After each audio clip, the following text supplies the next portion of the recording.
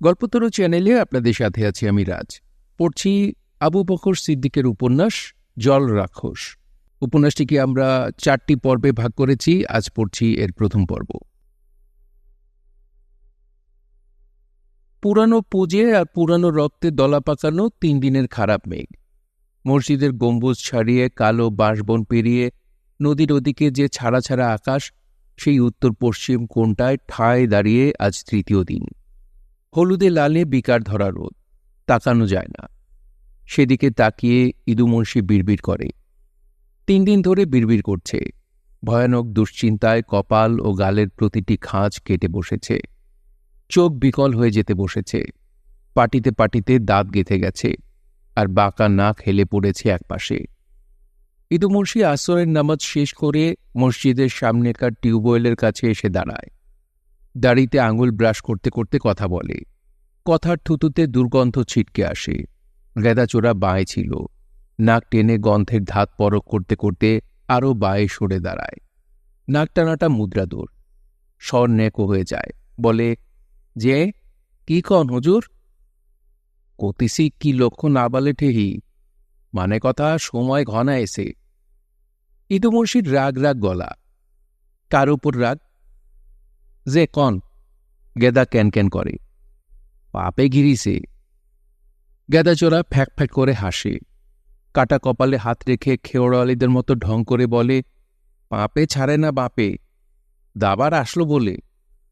ইদু কুঁজো দিয়েছিল, সরাত করে লম্বা হয়ে যায়। কি কও কথাটা? কুতিসি এই মেঘের কথা। গরুর পগও মরবে, গরুও মারবানে। যাই, চৌধুরী সাহেবের কয়ে আসি খবরটা। কোমরে ঘূর্ণি তুললে গেদা চলে যায়। চৌধুরী সাহেবের কাছে সরাসরি নয়, চুরিরিয়ার গঞ্জরালির কাছে। গেদা জাতে পুরুষ, ধাতে গঞ্জরালির সেবিকা। গুণের মধ্যে গুণ 5 ওয়াক্ত নামাজ পড়ে। আমার 4 বয়স গেল, এমন সর্বনাশা আলামত দেখিসি নাকি? কই না, কি হবানে কপালে, ইয়া মাবুদ। বিড়বিড় করতে থাকে ইদু মুন্সি। সামনে সবুজ দুনিয়া, কত শত একর জুড়ে তার সুমার অনুমানে আসে না। দলিল পর্চা দাগ খতিয়ানি বলতে পারে। ধানে পাক লাগেনি, তার আগেই গাছের গোড়ায় পচ ধরেছে। বৃষ্টির জল জমে আছে এখন নাবালের দিকে। সবুজ ঢেউ আরবি ঘোড়ার পিঠের মতো দুলকি চালে লয় বেলাচ্ছে বিকেলের হাওয়ার সঙ্গে। ইঁদুর খালি পেট, খড়খড়ে চামড়া, নায় জুড়ে হাতের তালুক ঘুরোতে ঘুরোতে বলে, চাই বাহা। তারপর হঠাৎ বাতাসটা দম আটকে বন্ধ হয়ে যায়। ঈশান কোণে হামা দিয়ে থাকা 3 দিনের বদ মেঘ ওটা। ইদু মুন্সির নাক কুচকে তাই দেখে। 80 বছরের সত্যি মিথ্যে সেও উচিত মতো জানে কিনা সন্দেহ। তবে খারাপ মেঘটাকে চিনতে কারো অসুবিধা হয় না। চোখ টিরিয়ে বলে, আহ পিতে তাল্লা, এ কি আলামত। গঞ্জরডারে পাল্লামি না হেদাত করতি, মানে কথা। ধানে পাক ধরবে এবারে। গোজগুলন যেন ভরা গায়ে রোলান, টস টস করছে। আর ইঁদুর পেটে নির্বিঘ্নে খিদে দংশে মারছে কাহাতক।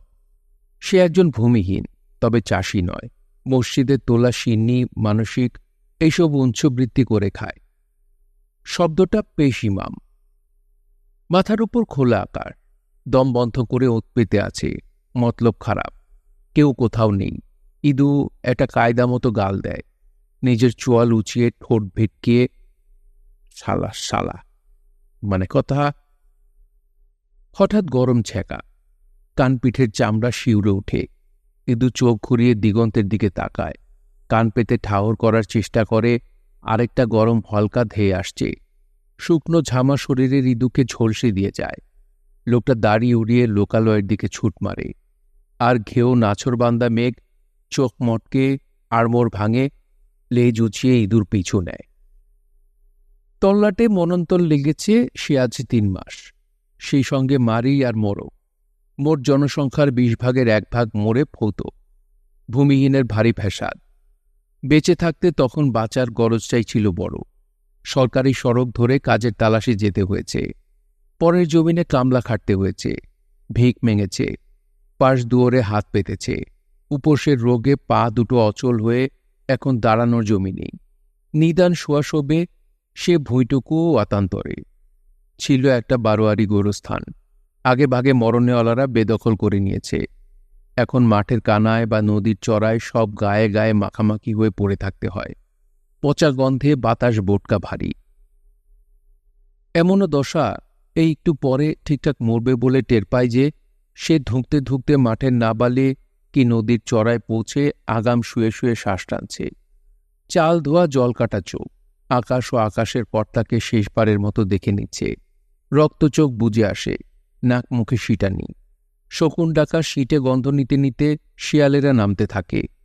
হিম লাগা পায়ের তালুতে পাতায় নাক ঘষে স্বাদের ওজন বোঝার চেষ্টা করে। প্রতিবাদ নেই, প্রতিরোধ নেই, কোথাও কোনো স্পন্দন লক্ষণ নেই। যা কিছু সব অবধারিত, ক্ষয়, মৃত্যু, পচন, লয়। কেবল যে অন্ধকার চেপে এলে পর অন্য কথা। ক্ষুধার ঘোরে পেশির সবটুকু শক্তি নিয়ে যে অমানসিক বিকার সে সুযোগে জেগে ওঠে তা কামনা, প্রাক বৈনাশিক সম্ভোগ কামনা। মৃত্যুর অধিক দ্রুতগতিতে জন্মের দায় বাড়তে থাকে একেবারে নিচু তলায়। মানুষের কৃমিতে মাপা মাটির ফাঁকা ঠাই ভরাট হয়ে যায়। কান্নার ধ্বনিটুকু ওঠে না আর।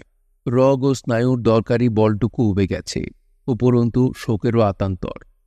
জ্যান্ত মানুষের নাকে ঠোঁটে মাছি বসে ডিম পারে। আস্তে আস্তে একঘেয়ে হয়ে আসে মৃত্যুর ভয়াবহতা। মরা বয়ে নিয়ে যেতে যেতে বাহকদের ঘাড়ের হাড়ে ঝিঝি ধরে। রাগে হিংসা ইচ্ছা করে দেয় ফেলে কাঁধের বোঝা। কাঁদত, কাঁদার জোরটুকু শুষে নিয়েছে আকাল। চাল আগে মনে বিকত, এখন সেরে। দর চড়তে চড়তে নাগাল ছুট।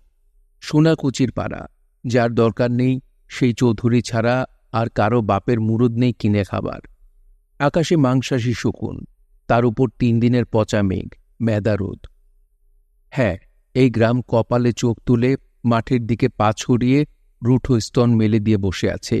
উদ্ধারের আশা, স্মৃতি, বোধ সবই নষ্ট।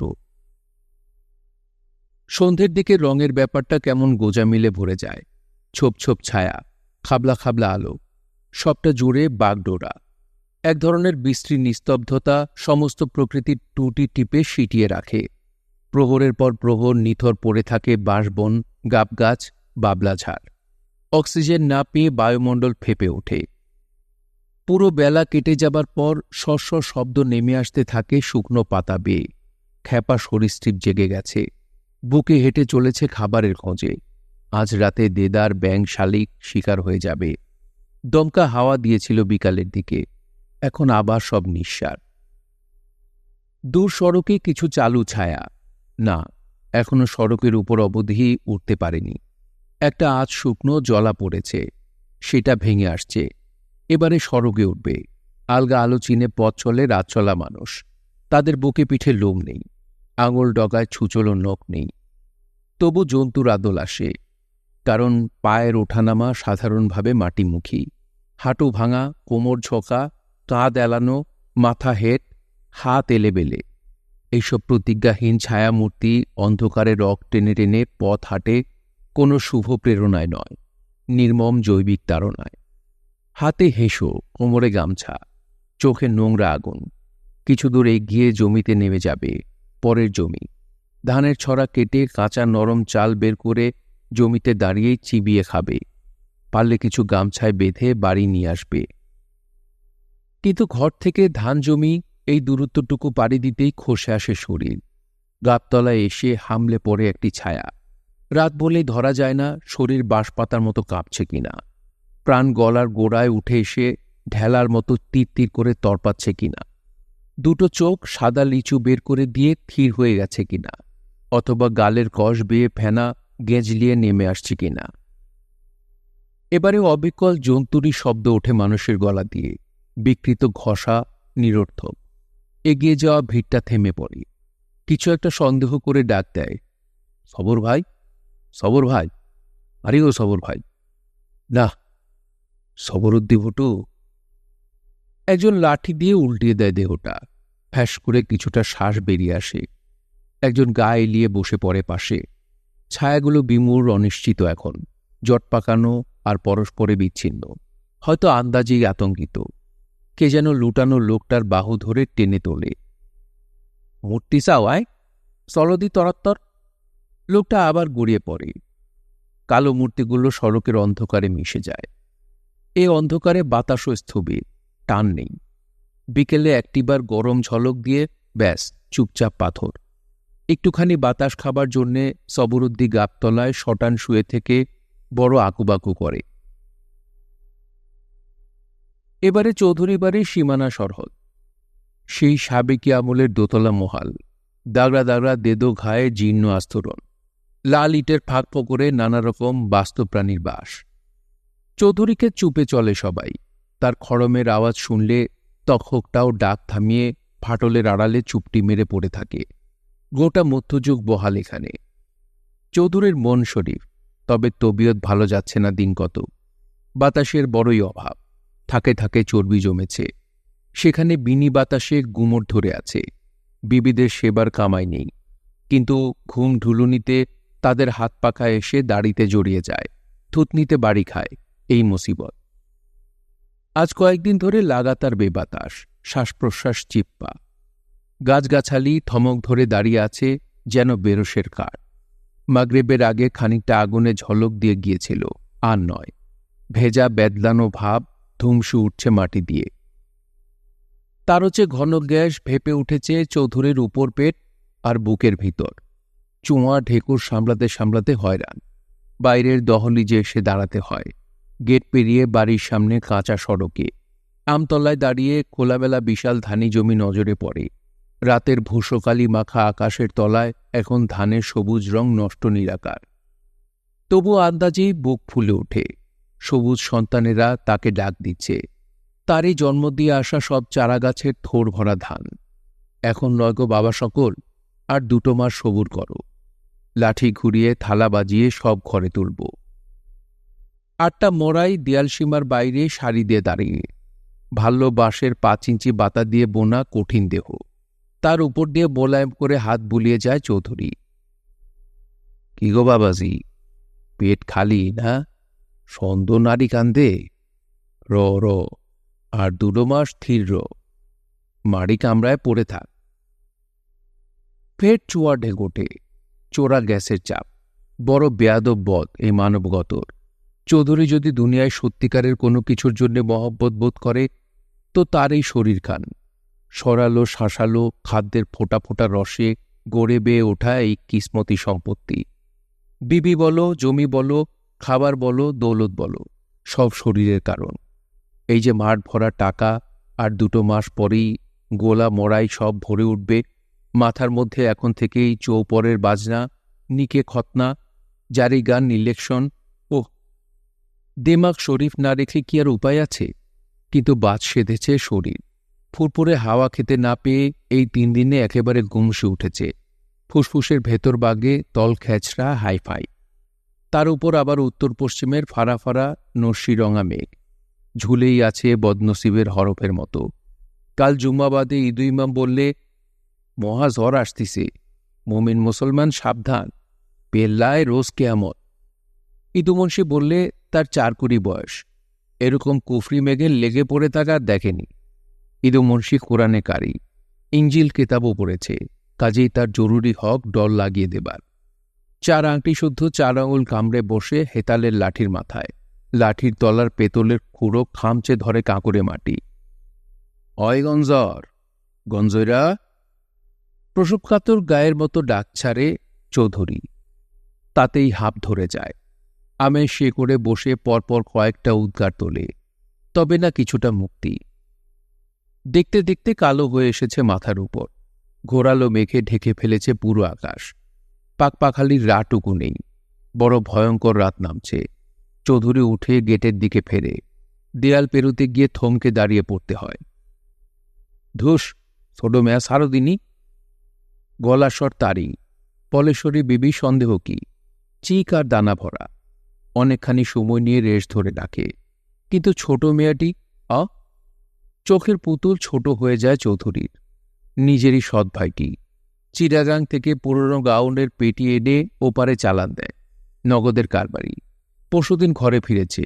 ফিরুক, কিছু এসে যায় না। নিজের চাহিদা মতন বান্দি হাজির পেলে হয়। বিবি তো 1-2 নয়। সামনে ঘোর ঘোর লাগে, নিঃশ্বাস ঠাহর করে চৌধুরী, চাপা আওয়াজ দেয়, এডাও গঞ্জ যে কুইজা হুজুরে ডাকলেন যেন। এক ফোর আগে জরি ঘোম যে ধর আরামজাদা শয়তান ধর। গঞ্জরালি অন্ধকারে হাত বাড়িয়ে পেতে ধরে, মাংসের তাল এসে এলিয়ে পড়ে। গঞ্জরালি কি করতে পারে এখন? তার নাপাক দাড়ির ডগা অবশ্যই এই শরীফ মাংসের উপর ঝাড় খাচ্ছে। ভোররা ছাগলে গন্ধ ঠাসা খেসো দাড়ি, বেত্তমিজ কারবার, আর এই ভারী মাংস কোলের মধ্যে। গোটা শরীর ধরে নিয়েই গেটের কাছে বসে পড়ে গঞ্জরালি। বানা কোল আর বুকের উপর শরীরটা আঁকড়ে রেখে গঞ্জরালি নরম আঙুলে বানাতে শুরু করে। মাথা, ঘাড়, গর্দান, দাবনা সব বাছাই করা সেন্টার। এবারে ঘর ঘরে আওয়াজ ওঠে চৌধুরীর গলা দিয়ে, বোঝা যায় এখন ঘুম যাবে। মেঘ দেখছনি? এই সময়টা চৌধুরীর মধ্যম পুরুষে সম্বোধন করা দোস্তর। যে সবডি দয় যাবা, সাই গোষ্ঠী সব। যে হুজুর। হ কি জরির জন্যে মরতিস? তুলতুলে গর্দানে ডাবানো গঞ্জরালির কেঠো আঙুল, কথা বলতে পারে না, শুধু শিরশির করে কাঁপে। চৌধুরী সেই হাতে হাত রেখে অভয় দেয়, যায় যাবে ভাবিস কি? জোরু আর গুরু আপসে আয় আপসে যায়, ফের ভি আপসে পায়। গঞ্জরালির মুখ দেখা যায় না। সন্ধে রাত, দলা দলা কালো, সেও মাটিতে লেটকে বসে নিয়েছে। আবার আঙুলের কাজ চালু হয়ে যায়। আরাম পেয়ে চৌধুরী পুটপুট করে প্রাণের কথা বলতে লাগে। মেঘটা কাটলি অমনি কিন্তু বারতি হবে। যে বেরুনো মানে লেঠেল থানা সদর, লাশ কাটা ডাক্তার, উকিল, এমপি ইত্যাদি। গঞ্জরালির জানা আছে, ধান ওঠার আগে আগে এসব গোছগাছ করে রাখতে হয়। ফি বছরকার রেওয়াজ। ঘরর ঘরর ঘরর। ঘুম পেয়ে গেছে চৌধুরীর। মাংসের লাশ আলগোছে ঘাড়ে তুলে নিয়ে দালানে উঠে যায় গঞ্জরালি। পালঙ্কে নামিয়ে দিয়ে আসে নিঃশব্দে। উপরে তখন অতি দ্রুত ফাঁকা জায়গা ভরাট হয়ে যাচ্ছে। ডানা সেটে ঝুলে পড়েছে কালো মেঘ। নিচে পৃথিবীরও শ্বাসবায়ু মিয়ে এসেছে, পিঠ পেতে আক্রমণের অপেক্ষা। দালান বাড়ি পেছনে রেখে হাতের বাঁ দিকে সদ্য জেগে ওঠা লেবু গাছ, সেটা ছাড়িয়ে 4 পুরুষ আগের যুগের পুকুর, বলা চলে আধা দিঘি। তার পুপ্পারে হাত 15 সরে গিয়ে গঞ্জরালির দোচালা। আগে কোটবাড়িতে থাকত। জরিনকে বউ করার পর এই দোচালা বেঁধে নিয়ে উঠে এসেছে। দুয়ারের ধারে এসে দাঁড়ায়। ভেতর থেকে ফসফস শব্দ আসছে। জরিনের ঘুম ওটা, বহুত তেজি আওরত। গঞ্জরালি বাইরে থেকে ডাক দেয়, এ জরি, জরিন। 3-4টে ডাকের পর জরি সারা কাড়ে। কন শুনতিসি। গা তোলে জরি। কন কেন? মেঘের বাপ ভালো না, উঠে ঠেঙ্গা দে। জান কই? কামে। কামে মানে চুরি কমে। এটা গঞ্জরালির একটা ভেতরের নেশা। মেঘ দেখলে ব্যাঙের মৎসব লাগে, আর গঞ্জরালি চুরিতে বেরিয়ে পড়ে। সারাটা বর্ষাকাল সে শীত চুরির উপর থাকে। বয়স মাঝবেলা পেরোল, তবু লেঠেল বলে পরিচয়। ছিচকেমে মানায় না, করতেও হয় না। চৌধুরী তাকে দিয়ে ভারী ভারী দায় সারে। কেবল এই রাতের বেলাতে চুরি কম্মটি তার নিজের সাধা। অন্ধকারে হাত সাফাই করা আর নিরাপদে বেরিয়ে আসা, চমৎকার পৌরুষের কেরদানি। আগে ছবরদ্দি সাথে ছিল, এখন না পারতে আর ডাকে না। শীতের মুখ থেকে বেরোনোর সময় টিনের পোচে তার গাল কেটে যায়। ধরা পড়লে আয়না সুন্দরীর 7 ভাই সেবারে পেঁ দিয়ে বৃন্দাবন দেখিয়ে আনত।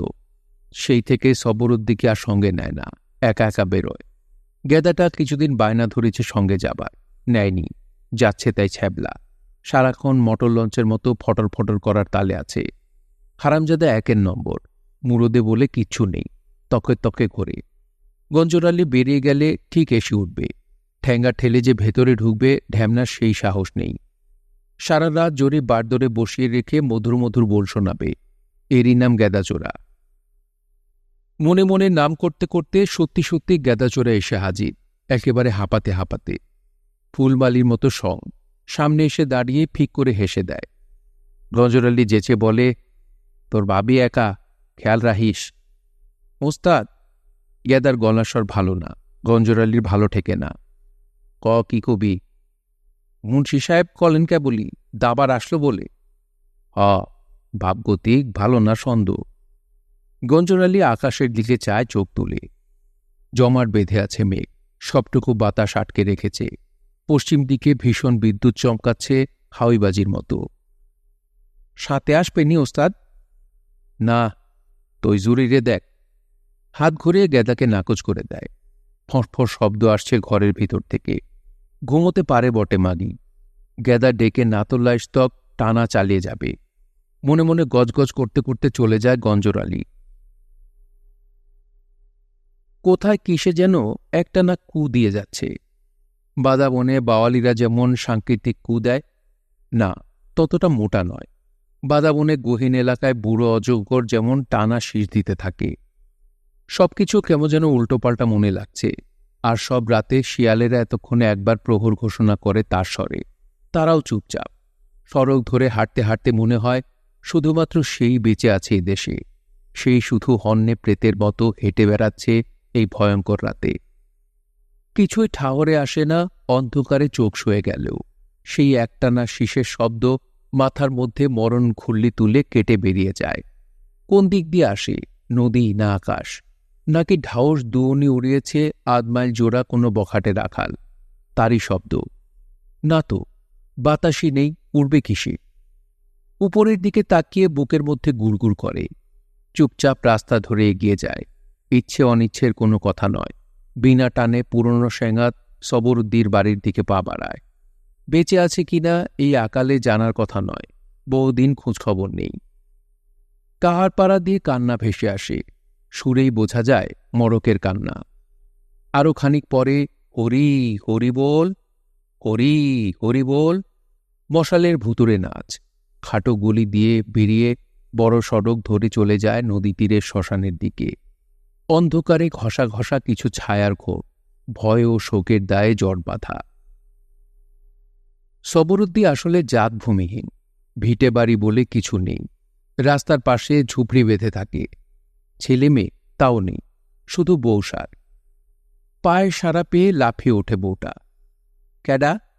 ওহো, আসলেননি তয়? আমি গঞ্জর। কই সবরাই কই? গঞ্জরের গলা পেয়ে ডুকরে ওঠে মেয়ে লোকটা। গঞ্জর ভাই, তুমি আইসনি আমাগো দিকতি? কি দেখপা? কি দেখবার চাও? গঞ্জরালির বোধের মধ্যে বড় যাতনা। সুস্থ বিডি মানুষের এরকম অসুরণ বেড়ার কেন? না, তাকে একা পেয়ে ব্যাপাকে ফেলার জন্যে। সবর কি মরকের নিকেশ? দপ করে বসে পড়ে। ভাবি, থির কাটো। সবর বার বৃত্তান্ত কও, কই গেছে? 2 দিন না খাওয়া, আজ খেপে সেতে বার হইছে। বলে পরের গজমির ধান চাবাই খাবে। তা আমি কিটা খাই? কদিনই ভাইডি, আমি কি চাবাই? আমার পেটে পেট নেই, জানে জান নেই, সু হয়েছি, মানসিও মানুষ নেই। ভীষণ বকে যায় মেয়ে লোকটা, সাপের মন্তর পড়ার মতো। উপসের চোটে মাথায় বাই উঠেছে। ও ভাইডি ও, বাসা কারে কয়া? আমি বাঁচব না, সে বাঁচবে না, তুমি বাঁচবা না, দেশ তাও বাঁচবে না। কেবলই আল্লাহ বেটা একা বাঁচবে। বাসা কারে কয় কদিনই? ভাইডি লো, ভাইডি লো, ভাইডি বাসার কথা কদি একটু। গঞ্জরের মাঝারি মাথা, পেঁচালো ব্যাপার কষ্টে খেলে। বসে থাকে চুপ মেরে। বেশ পরে হুঁশ হয়। যে মেয়ে লোকটা তার গা জড়িয়ে ধরে ঝাঁকি দিচ্ছে সে সবটুকু উদমগতর, এক ফালি তেনা কানেও জড়ানো নেই। আতকে ওঠে গঞ্জরালি। এই ভাবি, তোমার এ কি কাণ্ড? আয়না ভাবি, ওটো ওটো, ঘরে সান্দ। সেই গাংপাড়ের আয়না সুন্দরী। শীদের মুখে ঘরে ঠেলে উঠে যাকে নয়নে দেখে সবরুদ্দি চুরি ভুলে ধরা পড়ার জোগাড় হয়। গঞ্জরালির ঘটকালিতে যে মেয়ে দূষণ হল সবরুদ্দির ঝুপড়িতে এসে ঠাঁই পেতেছে। ইস, লোহার বান্ধনে বেঁধে ফেলেছে, ছাড়ানোর উপায় রাখেনি। মেয়েটির গা ভরা জ্বর, গরম শ্বাসে গঞ্জরের শরীরেও আগুন ধরে যাবার দশা। শরমের কথা কও ও ভাই, সেরা মান্দর জড়াইছিলাম 22টা দিন। তাও আওলাই গেছে। এখন আমার প্রতিধনও নেই, পেনধনও নেই। আমি বাঁচব কেন লা? কিসির হাউসি? কিসাতা রাখলে তোমার বাঁচবার? মেয়েটা মাথা ঠুকছে গঞ্জরালির ঘাড়ে। আহা, তার চালপুরু এই বুকটার তলায় কোন দূর প্রান্তরের ফাঁকায় একটি একলা মানুষের ছানা হু হু করে কেঁদে ওঠে। দারুণ মমতায় মেয়েটির মাথায় হাত বুলিয়ে দিতে থাকে। মা, মাগো করে ফুঁপিয়ে ওঠে আয়না সুন্দরী। সবাই না মরে আসি ভাবি, তুমি আমি সবাই, কারো রেহাই নেই। বাঁচার কথা কেন বলো, কেন বলো? গঞ্জরালি আলাপ করে খুব মৃদু স্বরে। ভাবি, তুমি একটু থির কাটো, নাও সারো দিনি। মেয়েটি আরও আঁকড়ে ধরে, চেঁচিয়ে দাপিয়ে সুর করে বলতে থাকে, না, আর ঘরমোহ যাব না। আমি বারোয় যাব গো, ও আমি গৃহশূন্য হব। ও বাইডি, বাইডি লো এনে যাবা আমারে। সেই যেখানে বড় লোকের গো টাউন, যেখানে গতরের বদল খাতি দেয়, কাপড় দেয়, খাবো আর পরব। আরও তোমাগো ভাইটির নামে মাস মাস টাহা পাড়াবো গো। বঞ্জরালি ছোঁয়া বুলিয়ে দেখে, কসম খোদার এ হাতে লালসা আসে না। ছুঁয়ে ছুঁয়ে দেখে, আয়না সুন্দরীর সে ছাদ আর নেই। মাত্র দূষণেই শুকিয়ে খোঁচা খোঁচা হাড়ের কণা জেগে উঠেছে, মাথায় জড়িয়ে সুঁটো চামড়া। পণ্য নয়, পুঁজি নয়, এ তামাদি। বিকোবার কিছু নেই আর।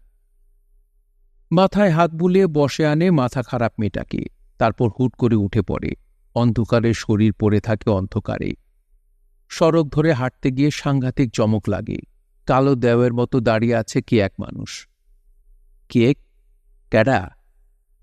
গঞ্জরালিও তবে ভয় খায়। এই দেখো, কোনো সাড়া নেই, দাঁড়িয়ে আছে অনড়। মোরা মানুষ দাঁড়িয়ে থাকে নাকি? আরে ক্যাডা ওডা? কথা নি কয়।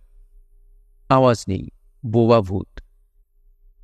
কাছে এগিয়ে যায়, হাত বুলিয়ে দেখে, যথেষ্ট লম্বা, ঠান্ডা, হাড়ের কঙ্কাল। আয় সবর ভাই, তুমি কি করতেছো পথে দাঁড়ায়?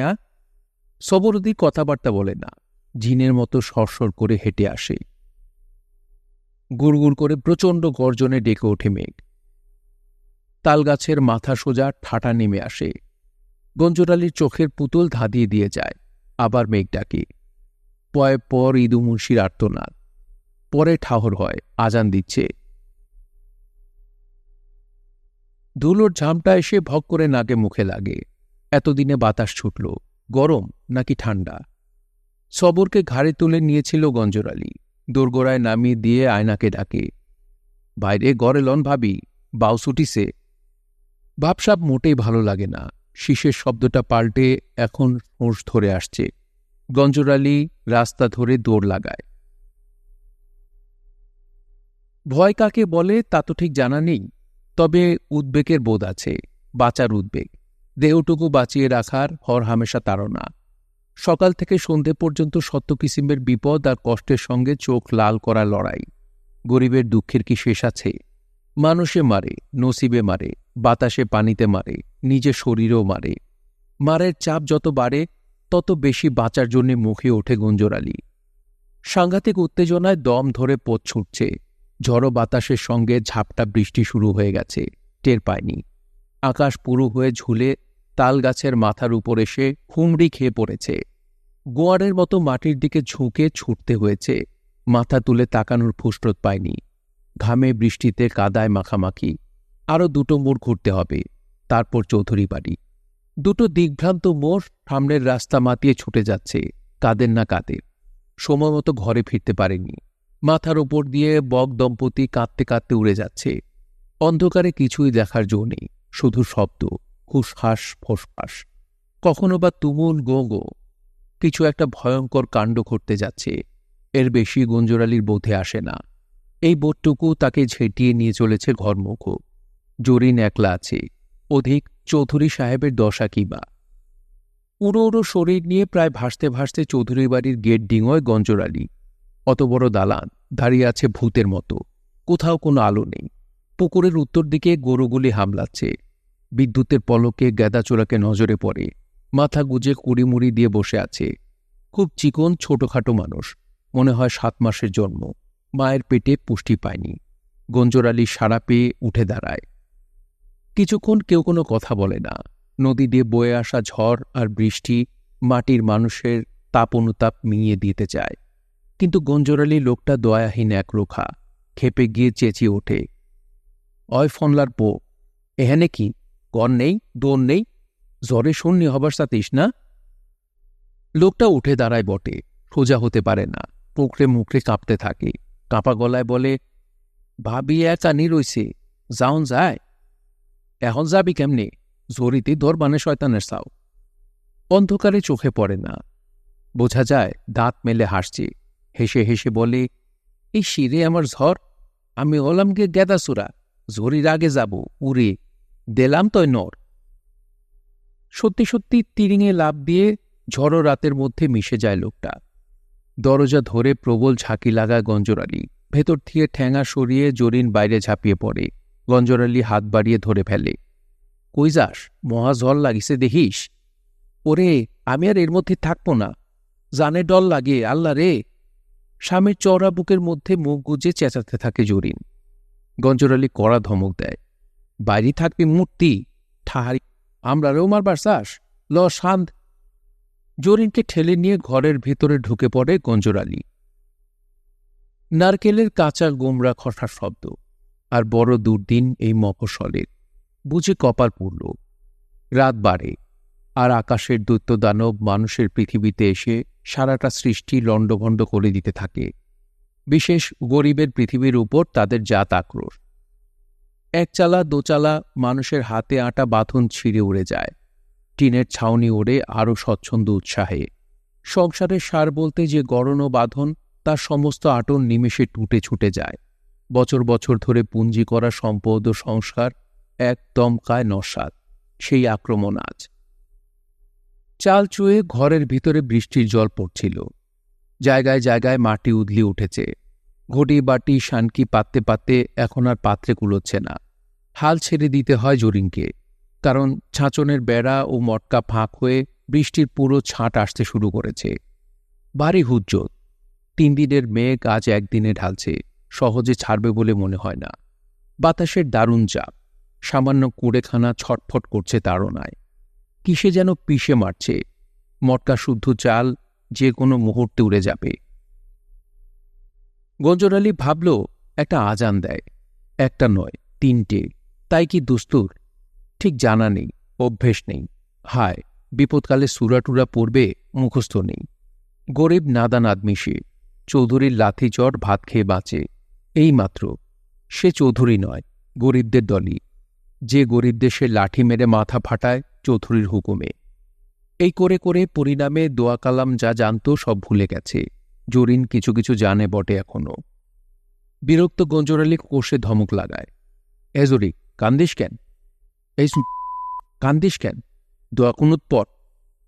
বাইরে গাছ গর্দান পড়ছে, দমকে দমকে বাতাসের শব্দ। জরিন পাটার নোড়া দিয়ে ঠ্যাঙ্গা ঠেলে রেখেছে। গঞ্জরালি তুরতুর করে কাকে যেন গালাগাল দিচ্ছে। কাকে? চৌধুরী সাহেবকে? না, ওই মানুষটা তার মা বাপের বাড়া। ওকে না হলে তার উপায় নেই, কারণ তাকে বাঁচা লাগে। অদ্ভুত মানুষ, আসলে গোয়ারেরা এরকমই হয়। গঞ্জরালি বকতে বকতে ঘুমিয়ে পড়েছিল, ভিজে ভিজে ঘুমোচ্ছিল। মরমর মরাক করে পশ্চিমের খুঁটি ভাঙছে, ঘুনে খাওয়া জিওলের মরা খুঁটি। জরিনের চিৎকারে ঘুম ভেঙে যায়। ঘোর ঘোর চোখে চেয়ে ভাবছিল, বুঝি শীতের মুখে চেরাগের আলো। না তো, ও তো বিদ্যুতের ঝিলিক। মুলিবাসের বেড়া উড়ে উদম হয়ে গেছে, আর চালা নেমে এসেছে সরাসরি মাথার উপর। আর গঞ্জরালি কোথাও কোনোদিন ইচ্ছায় হার খায় না, লাফ দিয়ে উঠে কাঁধে ঠ্যাক বাঁধায় সে। পুরো চালাটা বাঁশের বাতার কাঠ সমেত গেদে বসে যায় ডান কাঁধে, যেন বিজলির ছিটে উঠে পড়ে চোখে। ঘাড়ের চামড়া ছড়ে গিয়ে ঠান্ডা বাতাস থাবা মারে। গঞ্জরালি গুঙিয়ে ওঠে, জুরি, তুই আগে বারো, আমি ভাড়ায় আসতেছি। আমি তো বারোইছি ধন, আপনার কি অবানে, আল্লাহ গো। তিরিক্ষি গলা শোনা যায় জরিনের। গঞ্জরালির কোমর ধরে ঝুলে পড়েছে সে। রঠারা, আইসি। জরিনের টানাটানিতে জখম হয়ে বেরিয়ে আসে গঞ্জরালি। তখন বিদ্যুতের চমকানিতে সমস্ত সচল হয়ে যায়। প্রচণ্ড শব্দে বাজ পড়ে। বিজলির আলোয় দুজন একসঙ্গে দেখতে পায় কে একজন নারকেল গাছে বেড় দিয়ে ধরে ঝুলছে। তার লুঙ্গি খসে উড়ে গেছে, বৃষ্টিতে ধুয়ে চকচক করছে তার গা গতর। জরিন ভয়ে চেঁচিয়ে ওঠে। লোকটার চুলের ঝুঁটি ধরে নাড়া দেয় গঞ্জর আলী। তুই কি বাড়ি যাসনি তালি? হয় মাগে ছুটে। গেদা ভাই, তুমি মরে যাবানে। জরিন জোরে চেঁচাতে থাকে। দুই আল্লাহর বাড়ি যাও। লোকটার দুহাত ধরে পাছড়াপাছড়ি করতে থাকে গঞ্জর আলী। বাসিস তো দৌড়ো হারামজাদা, গেলিনে। কিন্তু কেঠো হাতে সারাশি রাটন, ছাড়ানো দুষ্কর। কিছুতেই গাছের বেন ছাড়বে না। ঝড় এক একবার ঠেসে ধরছে গাছের সঙ্গে, তবু হাত খুলবে না। মানুষটা নির্ঘাত মারা যাচ্ছে। জরিন বুক ফাটিয়ে চিক্কুর মারে। গেদা ভাই, গেদা ভাই, হাত খোলো। গঞ্জর আলী কুনোই ধরে টান মারে। মরবি মর, বাড়ি যাইয়ে মর। না, আমার কেউ নেই। আমি কখনে যাব? কি জন্যই যাব? বাতাস ছাপিয়ে গেদার গলা ঢুকরে উঠে। আমার কেউ নেই, আমার কেউই নেই, কেউই নেই। বড় বুক ফাটা কান্না। নারকেল গাছটা বেঁকিয়ে ঝুঁকে পবির জমিনে সেজদা ঠুকছে, হয়তো ওকে পেটে নিয়েই শুয়ে পড়বে। গঞ্জর আলী এবার ঝটকা মেরে ওর হাত খুলে ছাড়িয়ে নেয় গাছ থেকে। সঙ্গে সঙ্গে চিকন শরীরের ন্যাংটো গেদাচোরা বাঁশপাতার মতো সাঁ করে উড়ে যায়। গঞ্জর আলী দেখে জরিনের চুল আর আঁচল উড়ছে। যাবে নাকি উড়ে গেদার পিছু পিছু? ছুটে এসে জড়িয়ে ধরে ফেলে। বিদ্যুতে ঝলসে যায় চারদিক। নীলচে সাদা আলোয় গোয়ালঘর দেখা যায়। গরুগুলো হামলাচ্ছে, আর সাদা আলোয় পরিষ্কার দেখতে পায় গঞ্জর আলী গরুর খাবার রাখার চারি ঘিরে শান বাঁধানো রকের মতো যে উঁচু জায়গাটা, তার উপর পেড়ে ফেলে চৌধুরী সাহেবের বলেশ্বরী বিবিকে ধর্ষণ করা হচ্ছে। তলার থেকে বিবি সাহেবা কাটা ছাগলের মতো লাফাচ্ছে আর ম্যামে করছে। মাথায় রক্ত চড়ে যায় গঞ্জর আলীর, কিন্তু তৎক্ষণাৎ শীতল হয়ে পায়ের তলার দিকে নেমে আসে রক্ত। কেননা ধর্ষকটিও আরেক চৌধুরী বটে। আবার বাজ পড়ে, তবে গোয়াল ঘরের দিকে নয়, কেননা ওটা চৌধুরীদের বটে। পায়ের কাছে খলবল শব্দ। বড় মাঝারি ছোট সাইজের পোনা মাছ সাঁতরে চলে যাচ্ছে। পুকুরের পাড় ছাপিয়ে উঠে এসেছে। বোঝো তাহলে বৃষ্টির বেগ কি পরিমাণ। শালা, দুনিয়া দেবে সয়লাভ করে। গঞ্জর আলী জরিনকে বুকে নিয়ে ঠকঠক করে কাঁপতে থাকে। রোয়ে রোয়ে বাড়তে থাকে ঝড়, আর পূবের কালো বৃষ্টি গোলা গোলা, যেন ফ্যাটানো ডিম। সকাল হবে তবে।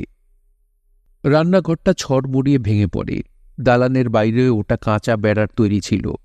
জরিনের জন্যে নিজেকে বড় দোষী মনে হয়। টাকার অভাবে এই মেয়েটার কোনো স্বাদ-আহ্লাদ মেটাতে পারেনি। চৌধুরী গতর খাটানির দাম মেটায় খোরাকে, কাপড় চোপড়ে আর তেল পানিতে। কখনো নগদ টাকা হাতে ধরে দেবে না, বলে খাস তো খুয়োইটা হায়। জরিনকে সে ফুল, তেল, ঠোঁট বিলাস, মেঘডম্বুর শাড়ি, অঙ্গুরি, সিথিপাটি কিছুই দিতে পারেনি।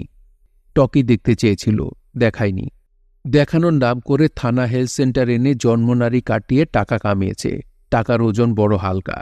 একদিকে জরিন বেডি শুয়ে রয়েছে, অন্যদিকে এক সন্ধ্যের থানা শহর সে কটা টাকা ট্যাগ থেকে ফুঁ দিয়ে উড়িয়ে নিয়ে গেছে। জরিন বেটা বাচ্চা চায়, হায়, কোনোদিন কপালে নেই। এজরি কন কেনে? কাপিস যে, অন্তরে গরম রাখ। পরাণে কালঠেই ধনগো। খবরদার, বাসাটা লাগবে, বুঝিস কলা আমায়। ঝড়ের দাপ অসম্ভব, তার উপর ঝুপঝুপে বৃষ্টি। মাঝে মাঝে চেতা বাতাসে বৃষ্টির শলা ভেঙে গুড়িয়ে ধোয়া হয়ে যায়। কিছুক্ষণ কিছুই দেখা যায় না, শুধু শোষানি আর ফোসানি। তবু ওর মধ্যে স্বামী আর স্ত্রী দুজনে দুজনের কথা শুনতে পায়, কারণ তারা জোর শালিখের মতো গায়ে গায়ে লেপ্টে দাঁড়িয়ে মোকাবেলা করছে। কলকল করে জলের স্রোত বয়ে যাচ্ছে পায়ের উপর দিয়ে, সেই সঙ্গে কাঁচা সবুজ সুপুরি, নারকেল, ভাঙা ডালপালা। সকাল হয়ে গেছে অজান্তে। কাঁসার বাটি উড়ে এসে তালগাছের গায়ে সেধি আছে। কয়েকশো পাতিকাক, দাঁড়কাক দলা পাকিয়ে জমে আছে গেটের দেয়ালের গোড়ায়। গোয়ালঘর এবারে হাঁটু ভেঙে শুয়ে পড়ল। গরু আর মানুষের যৌথ চিৎকারে ঝড়ের হুঙ্কার পর্যন্ত বিকৃত হয়ে যায়। জরিন হাউমাউ করে ওঠে, বিবিরে বাসান, বিবি গেল। যাওগে, মরণকালে জেনা, কি হারামখোর মানুষ, এরই নাম মানুষ। গঞ্জর আলী গজগজ করে। জরিন কি আর করবে, বুদ্ধিমতো কিছু একটা বলার চেষ্টা করে। থোন থাকগে, বড়লোক কথা ধরে না অত। তবু গরুগুলোর কান্নায় জরিনের দিল তুড়ে যেতে চায়, আর তার উপর এই শুধুই ভিজে যেতে থাকা। গঞ্জর আলীর গা লোহার মতো ঠান্ডা। কই, ঝড় তো কমে না। গঞ্জর আলী কেন জানি জিজ্ঞেস করে, জরি রে, আল্লাহরে ডাহিস নাকি? ডাক তয়। সে নিজে যে ডাকবে এই মহাবিপদকালে সে পাত্তর কোনো কালে নয়, কারণ ওর কর্তাটির সঙ্গে তার আর বনিবনা হয়নি। জীবনভর ঘা খেতে খেতে কপাল তুবড়ে গেছে। ভাঙা কপাল জোড়া লাগানোর আশায় উপর পানে তাকিয়েছে, তবু সেই বড় কর্তা উঁচু গেরস্তের উপর থেকে নজর তুলে একটিবার এদিক পানে তাকায়নি। এক চোখা বটে, তবু জরিনকে সে উস্কায়, ডাক কষে, ডাক আল্লাহরে, হেইও আল্লাহ, আল্লাহ, আল্লাহ, বান্দারে রহম করো গো আল্লাহ। জরিনের গলায় ভয় এবং ভক্তি কতকত করে। লা ইলাহা ইল্লা আনতা। পূবকালের দালান ঠায় দাঁড়িয়ে মার খাচ্ছে। ঝড় বৃষ্টি বয়ে যাচ্ছে মাথার উপর দিয়ে, ভ্রুক্ষেপ নেই। দোতলার রেলিং ভেঙে ঝুলে পড়েছে, দরজা জানলা বন্ধ। হঠাৎ কি করে খেয়াল যায়, জরিনকে প্রশ্ন করে গঞ্জর আলী, চলগে যাই, যাবি দালানে? না। এই পানিতে দাঁড়াবি কই? দুয়ার খুলবে না নে, এটা অসময়। এই কথায় গঞ্জর আলী জবর সায় দেয়।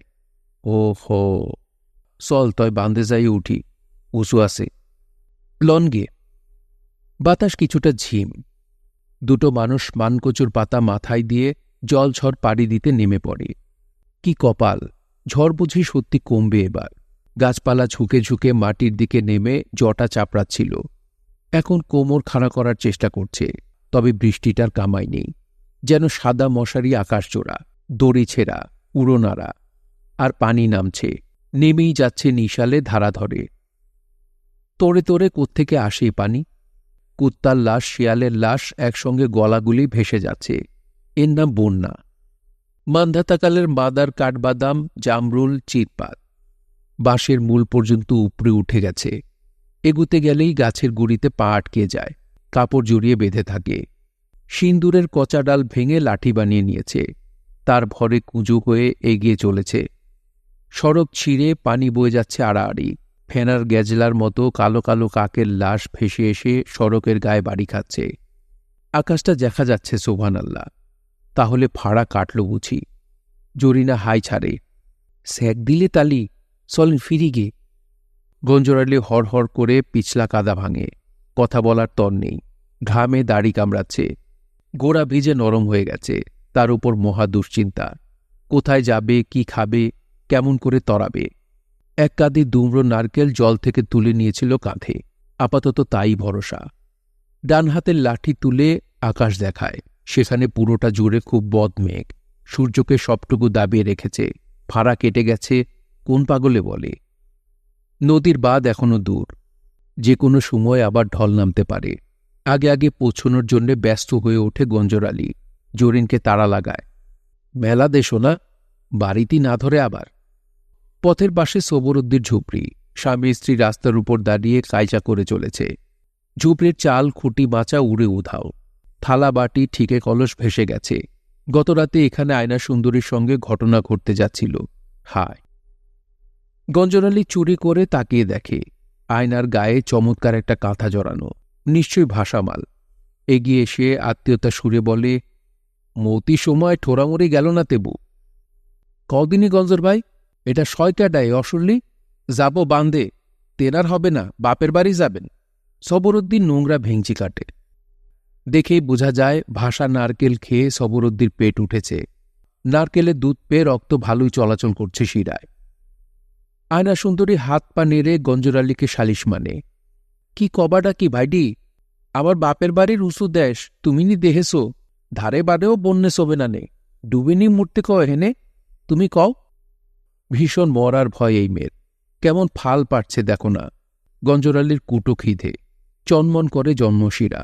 খুব ধারালো নজর করে দেখে জরিন এবং আয়না সুন্দরী দুজনকেই। ভিজে ফুলে ডব ডব করছে দুটো শরীর।